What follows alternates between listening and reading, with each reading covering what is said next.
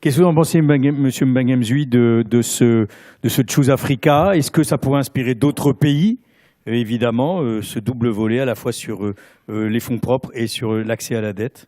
Ouais, merci. Je pense que c'est une très bonne initiative et cette initiative sera encore plus efficace dans les marchés où les systèmes financiers sont plus développés, lorsqu'il y a déjà une épargne.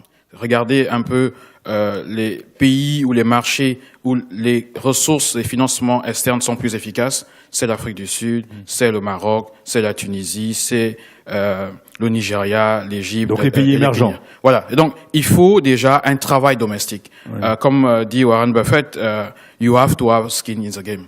On ne peut pas reposer la transformation de nos PME, de nos entreprises, en comptant sur Paris ou Londres ou une autre plateforme. Ouais. Et j'ai une autre question pour vous. Qu'est-ce que vous pensez du système bancaire en Afrique? Alors, sur cette question, est-ce que vous trouvez qu'ils sont timides et qu'ils sont trop dans la surconformité, le risque?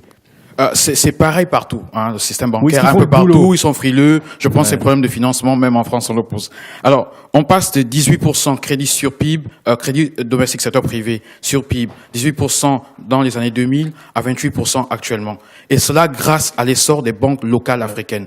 Un effort très fort fait au niveau du Maroc, qui même chose au niveau du Nigeria. Hein, il y a eu une consolidation bancaire. On a créé des champions comme UBA de Tony Elumelu qu'on a vu hier. On a le même cas au Kenya, et tous ces banques-là éradient positivement le paysage bancaire en Afrique. Un cas très intéressant, c'est Afriland First Bank au Cameroun, qui est né avec le mécanisme des tontines sur lequel il s'est reposé et qui finance des segments très souvent que les banques à capitaux étrangers qui étaient là depuis les indépendances ne voyaient pas ces segments-là. Et donc, ce partenariat entre les capitaux externes, les initiatives, fonds propres, dettes et partage de risques ne sont plus efficaces que dans les marchés où il y a un effort important au niveau des acteurs locaux.